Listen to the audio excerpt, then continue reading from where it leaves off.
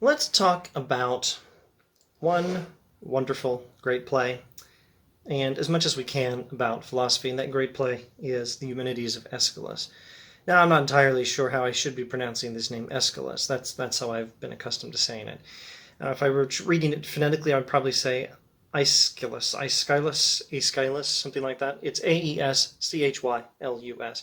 So this play is actually going to be not like a lot of philosophy,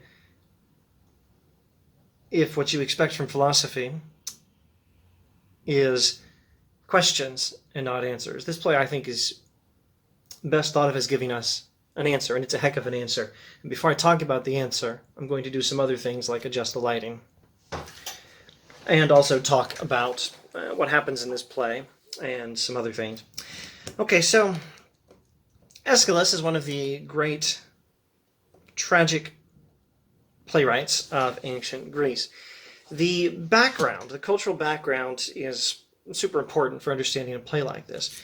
It's, first of all, polytheistic. There are lots of gods in this culture.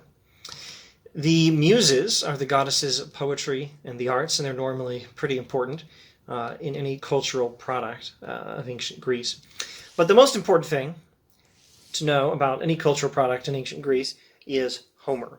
This is the nearest thing they have to the Bible, or in a different society, the Quran. This is the book, or the two books, that create the culture. Everything in the culture is in some way a reflection on, or response to, or commentary on, or development of something from Homer. So, Homer's Iliad is the war epic. In Star Trek terms, it's Deep Space Nine. Homer's Iliad is the story of the Trojan War, the war between Greece and Troy. Now, based on my own working understanding, not being a historian or anything like that, the war itself could perhaps best be classified as legend, but Troy itself is a real city. You can visit the ruins in Turkey today, not far from Istanbul, actually. And the poem, maybe I should say the war in the poem is legendary, but it's probably got some historical basis, though I couldn't speak to the details. That is to say, the story that comes down to us could well be classified as legend, though there's probably some historical background. So the poem has the war lasting 10 years. The Odyssey is the sequel. It's the journey epic. In Star Trek terms, it's Star Trek Voyager. In the Odyssey, Odysseus returns from Troy to Ithaca, and it takes the whole 10 years of, the whole 10-year journey. There's a 10-year war, and then there's a 10-year journey in one play, in one epic poem, and then in another. So Ithaca is a real place. And if you look at a map, you can see that Ithaca is on the west side of Greece. Troy was on the opposite side of Greece, so it's a long way. It's not like they had a Boeing 777 that Odysseus could get on. It had to be by sea, and et cetera, and there are monsters and adventures, and it's a wonderful story. Things to keep in mind. This Homeric background is the history, the legend, the literature that forms the background to pretty much everything in Greek culture. The gods were major characters in the story, and the Trojan War began because Paris, the prince of Troy, had run off with Helen, the wife of Menelaus, one of the Greek kings. So the Greeks are not monolithic. They're a bunch of different city-states with their own kings. And Menelaus is one of those kings. And he's brother of Agamemnon, another one of those kings. And Menelaus is married to Helen. Helen runs off with Paris, the prince of Troy. That's what starts the war. So the backstory on Agamemnon is he's the brother of Menelaus, and he runs the war. He's in charge of the 10-year war in Troy. He's the king of Mycenae. Now, let's spell that out, and you pronounce it however you like. Mycenae, or at any rate, don't ask me to care about your pronunciation. He's the king of Mycenae, a part of Greece on the east side and not an island.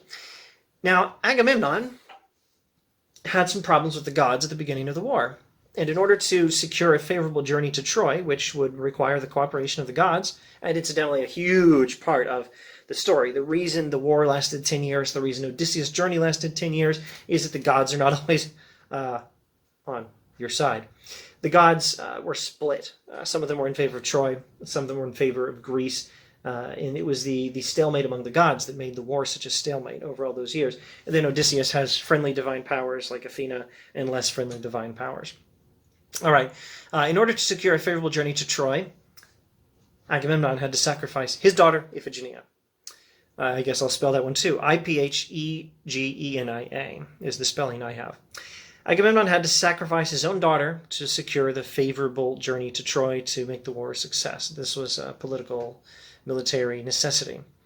So he kills his daughter to achieve a favorable voyage to Troy to make sure the Greeks win the war. And while he's gone, his wife, Clytemnestra, Clytemnestra, has an affair with a guy named Aegisthus. Aegisthus. So after the war, Agamemnon returns. Oh, and speaking of marital affairs and such, he has I don't know what word to use here. Girlfriend, concubine. Let's go with the word concubine. There may be an official answer to this, but I think I'm going to tentatively say is concubine. Agamemnon returns victorious from the war against Troy with a concubine. My brain's freezing. Cassandra. So Aegisthus and Clytemnestra kill Agamemnon when he gets back from Troy. That's the backstory to our play. So our play is not about the Trojan War, but it has the Trojan War in the background. It introduces characters, it introduces a whole lot of the backstory. So who are the major Greek playwrights? Aeschylus, author of the Oresteia, which that's Oresteia. The Oresteia is the trilogy by Aeschylus, which is about the aftermath of Agamemnon's return from Troy. And then we have Sophocles, author of a trilogy of tragedies about Oedipus, and then there's also Euripides, the author of various tragic plays like Medea. Aristophanes was a Greek author of comedies, and he's a character in Plato's Symposium, and he tells a hilarious and deeply moving story about love and the human quest for wholeness. So now we can jump into, with all these cultural comments on the cultural background, we can jump into the Eumenides. Actually, no, we can jump into the Oresteia. The Eumenides is one of the plays in the Oresteia. The Oresteia is Aeschylus' trilogy about what happens after Agamemnon gets back from the war. So in the first play, the Agamemnon comes home to Mycenae victorious from the Trojan War. He brings his mistress, his concubine, his girlfriend Cassandra of Troy with him. Clytemnestra is not happy about the sacrifice of Iphigenia. She hates Cassandra. And she likes Aegisthus. Also, Aegisthus has a family feud with Agamemnon's family. And so, revenge and murder happen. So Clytemnestra murders Agamemnon with some help from Aegisthus. And that's the tragedy of Agamemnon. That's the first play in the Oresteia. Second play, the libation bearers. Orestes is the son of Agamemnon and Clytemnestra. So the god Apollo instructs him to kill his mother. Orestes has to kill his mother in retaliation for the murder of Agamemnon. So Agamemnon had killed Iphigenia, and now Clytemnestra has killed Agamemnon.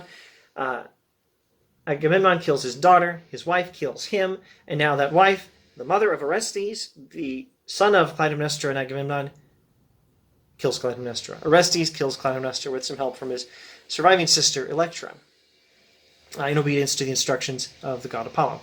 So he kills Clytemnestra and Aegisthus, and that's the second one in the Oresteia. Third one, the Eumenides. Orestes has killed his mother.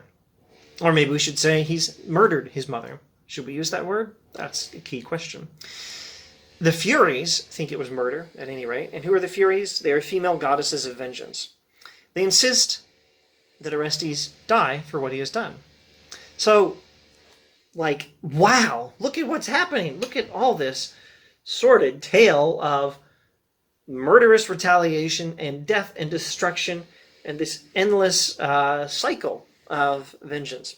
Iphigenia is killed by Agamemnon, as a result of which Agamemnon is killed by Clytemnestra, as a result of which Clytemnestra is killed by Orestes, as a result of which the Furies have to make sure Orestes gets killed. They have to kill him. Now, this is actually pretty normal in the ancient world. If someone is killed by someone from his family, if someone is killed by someone, hang on, let me get my words straight. If someone is killed, someone in his family has the responsibility to avenge that person's death, and that means killing someone, calling for another act of vengeance in return. I don't know if there's an official term for this anywhere in the study of history, literature, political science, but I think the term cycle of vengeance is a great term. Cycle of vengeance. Someone kills someone, so someone has to plan revenge and kill back. And then someone else will have to plot revenge and kill that person. And the killings have to keep happening. So this is the cycle of vengeance, and it's a normal thing in the ancient world. But wait, do we even need to say normal thing in the ancient world? This is not an outdated problem. Just watch The Godfather, Part 1, The Godfather, Part 2, The Godfather, Part 3, and observe how this is kind of a normal thing in human society, the cycle of vengeance. So this leads us to this problem. The problem is, dang it, isn't there another way? Isn't there a better way? Can't we get out of the cycle of vengeance? And this is the problem that the Eumenides handles. And like I think I already said, it's sort of like philosophy that presents a question and then presents a darn good answer. And it doesn't just leave us with interminable questions. Not that I think philosophy necessarily does, although usually in philosophy we study questions. We don't spend a lot of time giving the answers. I think I've got a lot of answers, and I've gotten them by studying philosophy. Some of those books back there have given me lots of good answers. Anyway, what was I talking about? Eumenides gives us this question. Isn't there a better way? How do we end the cycle of vengeance? And now let's move towards the answer. So in the story Eumenides, well, first of all, an insight on the chorus. I'll borrow a definition from Britannica. The chorus in classical Greek drama was a group of actors who described and commented upon the main action of a play with song, dance, and recitation.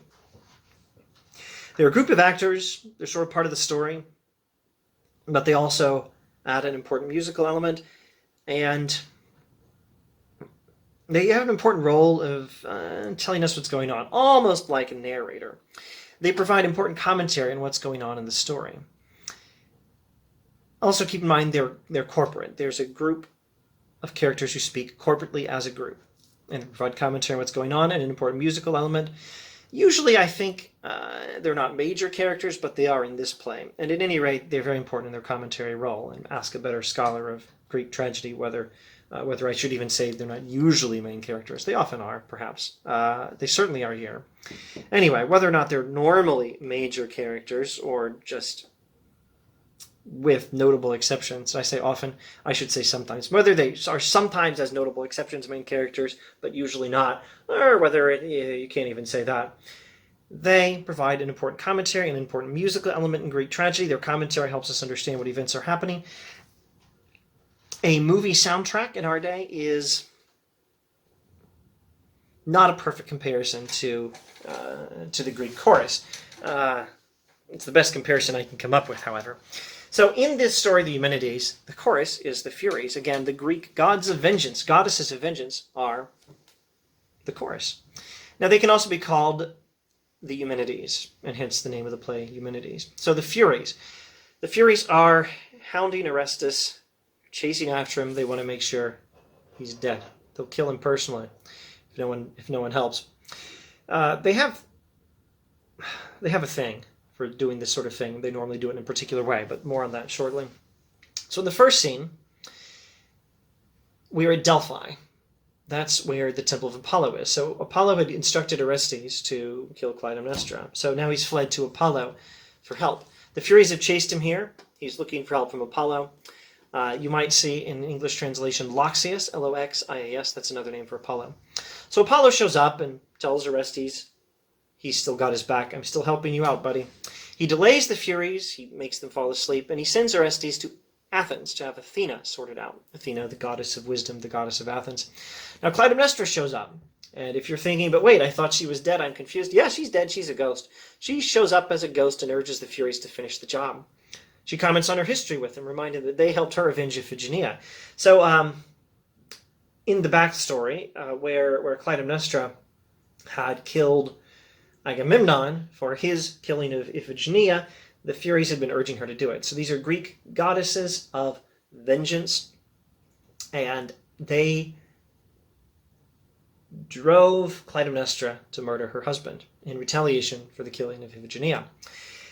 And now she's urging them in return to kill off her son. I know this is a terrible, terrible story in so many ways. So she wakes them up.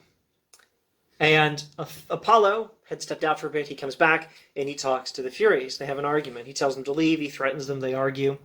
And they explain their job. They have the super important job of punishing people who kill relatives. So that's the thing. That's their thing. The thing of the Furies is punishing people who kill their relatives. So how shall we say this? What's that guy say on the pitch meetings on YouTube? Type in YouTube, pitch meeting, Frozen 2. And you'll see a wonderful video where this guy, I'm having trouble remembering his name, I think it's Ryan something, where he does these hilarious, I don't know how to call them, these comedic parodies of Hollywood people talking about movies they're going to make. And he'll sometimes say, yeah, so tell me about the bad guy. What's his deal? So let me tell you about the bad guys in the Eumenides. What's their deal? They're the Furies, and their deal is they punish people who kill relatives. I'm going to say this one more time. That's their thing. Austin Powers language, that's their bag, baby. They punish people who kill relatives. That'll be important later. So Apollo tells them they have no respect for the sanctity of marriage. So Apollo's standing up for marriage. Clytemnestra killed her husband. That's a big deal. Apollo's not happy about that. But the Furies stand for punishment for people who kill their relatives, because that's their thing. And Apollo tells them Athena will help sort it all out. And so the Furies chase Orestes to Athens. Apollo is going to follow, and he's going to help Orestes there. So then, further on in the play, Orestes comes to Athens, and he goes to the Temple of Athena, which is up on the Acropolis. I won't just say you can see it, because I don't know the history and the archaeology well enough, but if you can't see the Temple of Athena that was there in the day when this play was written, I think you can at least see ruins of it, or some rebuilt version. I'm trying to remember. I think I saw the temple, or the ruins of the temple, and there was a plaque explaining here's where the statue of Athena used to be, but the statue wasn't there. So Orestes must have been right there at the statue, kneeling and praying to Athena.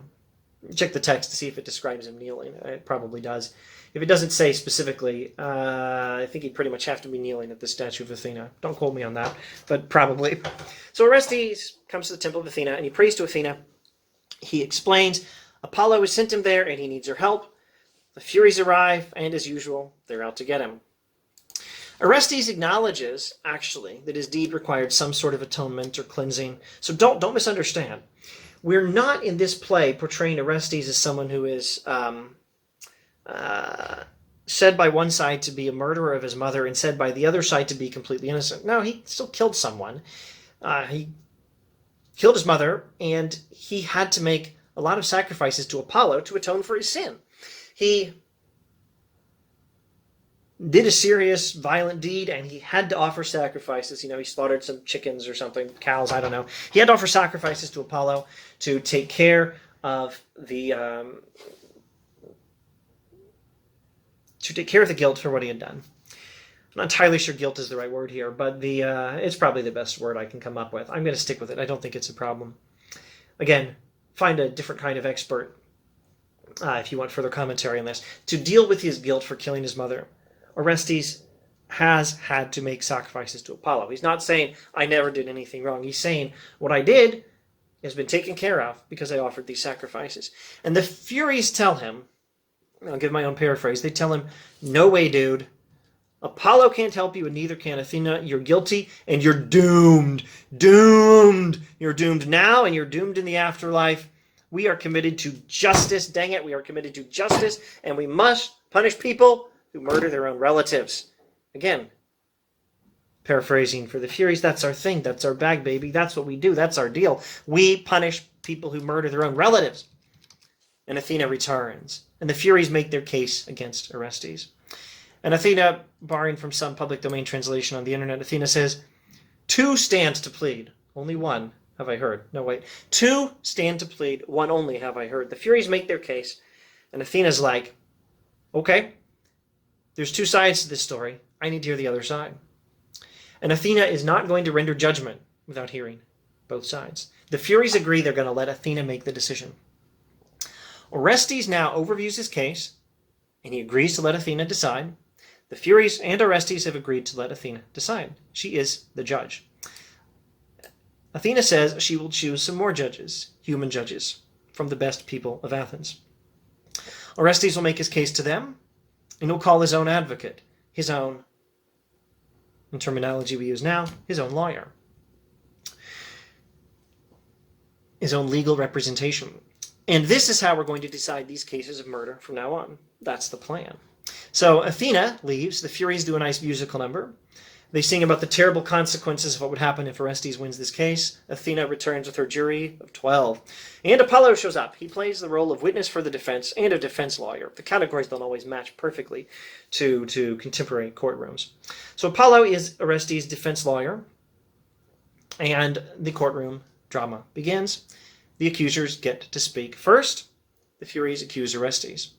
We're reminded once again, they specialize in those who have killed their blood relatives. So why didn't they punish Clytemnestra? Why did Orestes have to have Apollo send him to punish Clytemnestra? So Agamemnon killed Iphigenia.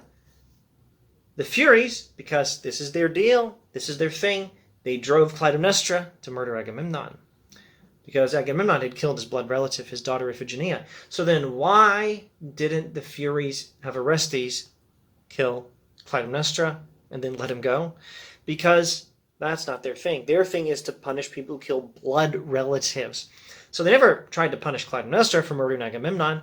She was the wife of Agamemnon, not the blood relative of Agamemnon. So there's a tension between what Apollo stands for, the sanctity of marriage. Wife can't kill her husband, that's not okay. And the blood relation that the Furies stand for. They'll sacrifice marriage to preserve the sanctity of blood relations. So Apollo speaks, and his main argument is, don't be offended by this, a mother is not a blood relative. The Furies actually have no true claim on Orestes. He doesn't actually challenge the Furies' right to avenge the murder of a blood relative. Instead, Apollo says a mother is not actually a blood relative. Now, I don't know what I should say about this, except probably very little. I can say that the Greeks did not have microscopes. They did not, at this time, understand. I can't promise there is no other biological theory available, but apparently the mainstream biological theory does not understand that a baby comes half from the mother's egg cell and half from the father's sperm cell. They don't know that. They understand the part about sperm well enough. Again, they don't have microscopes, but they understand the part of seed. They understand the part of, well, sans microscope. They understand the fatherly role in human reproduction. They don't realize that a baby also comes from the mother. They think the baby is developed in the mother. They don't realize the baby comes from the mother as well as the father. So Apollo says the mother is not actually the blood relative. And now he makes this case based on Athena's own parentage. So Athena is the daughter of Zeus, but she has no mother. The story has it, if I remember correctly, that Athena sprang out of the head of Zeus. So Athena has no mother. She's the daughter of Zeus, and she's supposed to be a perfect illustration of the fact that a father is a blood relative, but not a mother. So Athena, now having heard these arguments from the Furies and Apollo, asks the jury to decide. And she declares from now on, courts will have this job, and they're going to do it on Mars Hill. So Mars Hill, I've been there, nice place. Mars Hill is right next to the Acropolis in Athens, a short walk away from it. What else do we call it? Areopagus, depending on whether we're doing English term Mars Hill, borrowing from the Roman name for this particular god, or the Areopagus, drawing from the Greek name for this particular god, Ares, and that would be the god of war. So the Hill of Mars, the Hill of Ares, is where they're going to decide murder cases from now on, and we're going to institute courts to do this job, says Athena. That's how we're doing this from now on. And the jury votes, and what do you know? 6-6. It's a tie. Jury of 12. And Athena then, as the presiding judge, casts the deciding vote, and she accepts Apollo's argument. She sides with Orestes. And then if you're reading this story at a certain level, you're like, okay, done. Case closed.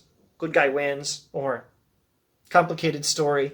Protagonist wins, and he's exonerated in court. The Furies have renounced their claim on him because they said they'll let Athena decide. Athena has decided. Orestes goes free. Done. But no, the story doesn't end there. She still has to have a long conversation with the Furies. She has to persuade them to be kinder. Now, I suggest this interpretation of the play. The Furies are tamed by law courts. The Furies represent the importance of family, the importance of justice, the importance of getting justice for our family members who have been injured. That's what the Furies represent, and the play acknowledges the importance of this. In the end of the play, we see them persuaded to not run wild and wreak havoc and destroy everything as they threatened to do. We see them persuaded to heed the sweet wisdom and the counsel of Athena and become a force for good and for building things up. In other words, this desperate human need to punish someone who has hurt someone in our family is now tamed and made useful and made edifying and not made into a perpetual cycle of destruction. And this happens because of the institution of law courts. So here's my interpretation of the play. It's probably not particularly clever or original. It's probably very similar to what everyone will say about this play. There is a very real and important human need to punish crimes, and that need has been tamed and made useful rather than destructive by the institution of law courts. Now we have the same love of justice, and even more love of justice, but we have less love of punishment as such. So what are some philosophical perspectives on these issues? Now, this part of the video might be much shorter. Well, there's big questions about justice. What is justice, like Plato's Republic? There's a lot of interesting stuff in Enlightenment philosophy. Justice involves respecting human rights. Various people say, John Rawls says, justice involves fairness. And here's an important principle. We can make a connection from the Eumenides to all the philosophical discussion of justice. But here's a super important principle that maybe doesn't get as much attention in philosophy because it's so basic and so important and so correct that philosophers don't usually spend a lot of time because they don't feel a lot of need to spend time in drawing out the question and justifying the answer, because the question is, how do we end a cycle of vengeance like this? And the answer is, justice requires the right process. We need processes that are fair, processes that are imperfect, no doubt, but that greatly increase the odds of getting the right answer, and that's why we have judges and juries, etc. We have principles like the presumption of innocence, and principles like it's better to risk letting some guilty people go free than to risk letting some innocent people get punished. Now, not every legal system has this principle, but we have principles like that, and we have all these other details in our principles, like what sort of evidence is weighed more heavily than another sort of evidence, and is there some particular kind of testimony that doesn't get to count in court. Look for technical definitions of hearsay, and it doesn't just mean what someone said. What someone said is rather a lot of law court testimony that does count as evidence.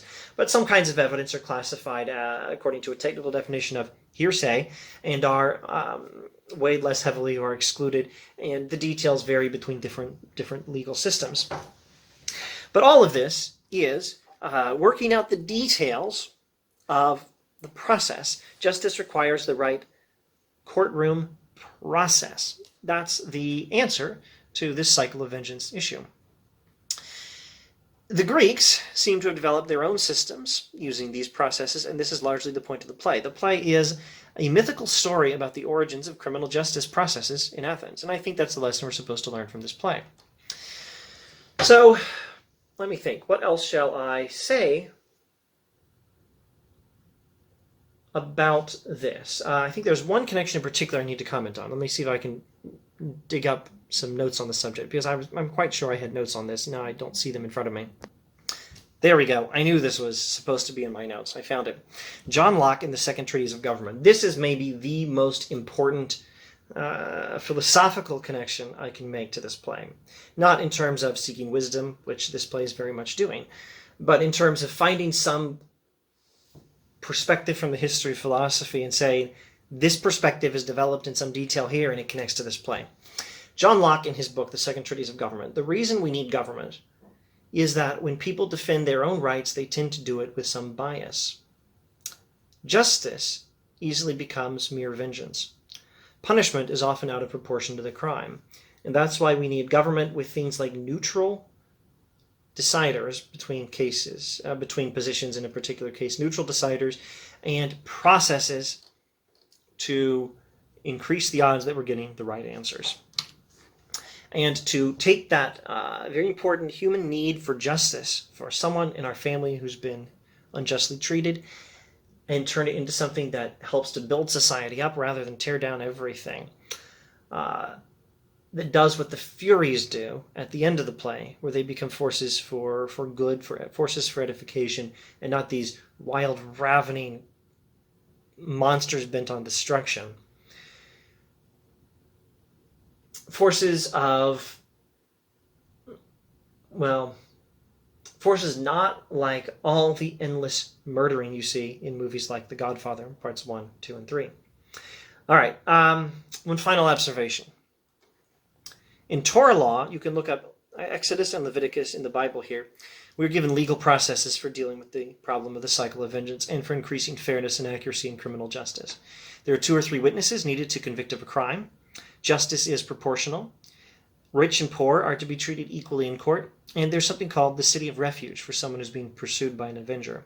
It doesn't mean no one gets punished. It doesn't mean no one gets killed. It means no one is killed without processes.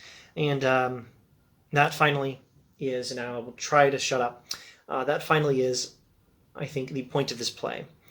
That we human beings have a serious problem where our very appropriate,